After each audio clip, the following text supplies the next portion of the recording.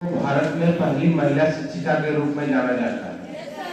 आज आप लोग यहाँ पे उपस्थित है तो good morning good morning sir, good morning ma'am कहते हैं।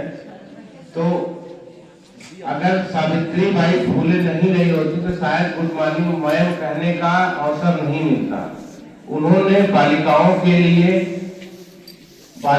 की शिक्षा के लिए जितना प्रयास किया है उसका उनका योगदान इतना अधिक रहा है बालिकाओं की शिक्षा में कि उसको हमको यहाँ पे बताना कम पड़ेगा। तो दो लाइन उन्हीं के बारे में हम लोग जानते हैं। सावित्री बाई फुले जी का आज हैप्पी बर्थडे है, तो उन्हीं के बारे में थोड़ा हम लोग जानने का प्रयास करते हैं। एक लाइन है बच्चों, जीवन में याद रखना नारी कभी हारती नहीं, उसे हराया जाता है। जीवन में याद रखना नारी कभी हारती नहीं, उसे हराया जाता है। लोग क्या कहेंगे यह कहकर बचपन से उसे डराया जाता है। और इसका जीता जागता उदाहरण आपने कल प्रदर्शित भी किया कि अपने डर को खत्म करके आपने खेल में अपनी प्रतिभा को दिखाया और पुरस्कार भी जीत कर लाए।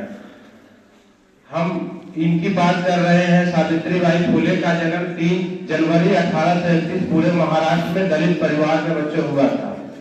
शिक्षा के लिए पहले केवल उच्च बिरादरियों के लोग ही शिक्षा ग्रहण कर पाते थे। छोटे बिरादरी को लोग को शिक्षा ग्रहण करने का कोई अधिकार उस तरह से था नहीं।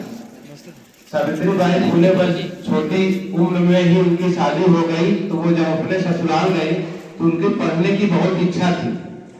तो जब वो पढ़ना चाह रही थी तो घर वाले उनके जो पतिदेव जी थे कहे कि अगर आप ऐसे करेंगी तो समाज जीने नहीं देगा। तो वो घर से डर की वजह से वो लोग बाहर उनके पति खेत में काम करने के बहाने जाते थे, तो वहां उनको पढ़ाते थे सावित्री बाई फुले को। उनके पति का नाम ज्योतिबा फुले था, आप लोग को पता हो। तो वो खेत में उनको पढ़ाया करते थे और उसके बाद धीरे धीरे वो इसी तरह अपनी पढ़ाई को आगे बढ़ाई। लेकिन जब घर वाले जाने की पढ़ाई के लिए वो लोग बाहर जाकर के कहीं पढ़ते हैं तो घर वालों ने दोनों को, पति पत्नी को, अपने घर से ही निकाल दिया।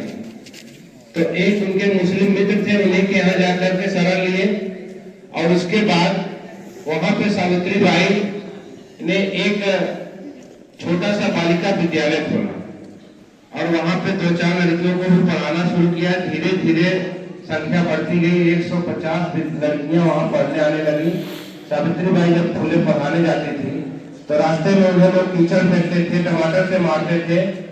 यहाँ तक कि किसी ने एक दिन उनके आगे खड़ा हो गया एक व्यक्ति, बोला कि आपको ये सब नहीं करना है, इसको बंद कर दीजिए, समाज के लिए आप अच्छा नहीं कर रहे हैं। तो सावित्री बाई समाज से ऊपर होकर उस व्यक्ति को वहीं पे एक तमाचा मार दिया और फिर व्यक्ति दोबारा उनको रोकने के लिए नहीं आया। और वो तमाचा ऐसा तमाचा था कि उसी दिन से जो लोग उनको गालियां देते थे, जो लोग उनके ऊपर सारे टमाटर फेंकते थे, फिर नजरिया लोगों का बदल गया और धीरे धीरे बदला।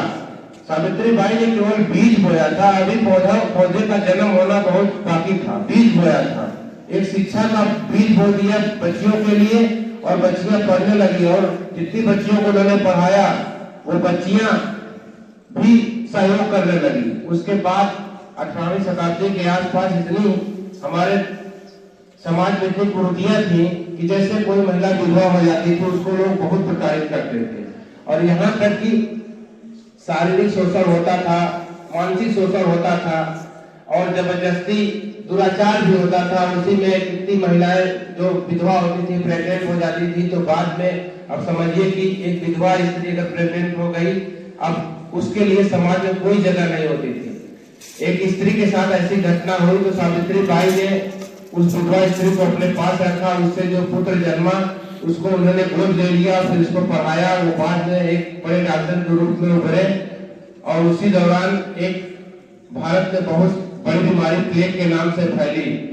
सावित्री बाई उस बीमारी में इतना ज्यादा सहयोग किए कि जितने मरीज आते थे सब उन्हें अपने जो दत्तक पुत्र को लिए थे, जिसको गोद लिए थे, उन्हीं के हॉस्पिटल में ट्रांसफर करती वो इलाज करते थे। और समझिए कितना बड़ा योगदान उन्होंने दिया बालिका शिक्षा के लिए। उन्होंने बालिकाओं की शिक्षा के लिए दोनों पति पत्नी दोनों का योगदान था। जैसे कि उनकी जिससे शादी हुई ज्योतिबा फूले, उनका कदम, उनके साथ कदम से कदम मिला के चले, तभी जाकर के वो सावित्रीबाई फूले बन पाए। अन्यथा शायद अगर वो अकेले पड़ी होती तो इतना समाज के लिए काम नहीं कर पाती। आज हम विद्यालय की तरफ से पूरा विद्यालय परिवार सावित्रीबाई फूले और ज्योतिबाबाई फूले को प्रणाम करता है, सत नमन करता है। उनके योगदानों को आप सब याद रखें और विद्यालय भी याद रखेगा। इसी तरह आपके बीच में जागरूकता हम सब फैलाते रहेंगे और आपकी भी जिम्मेदारी है कि ऐसी महान विभूतियों को आप याद रखें। धन्यवाद बच्चों, आपका दिन शुभ हो।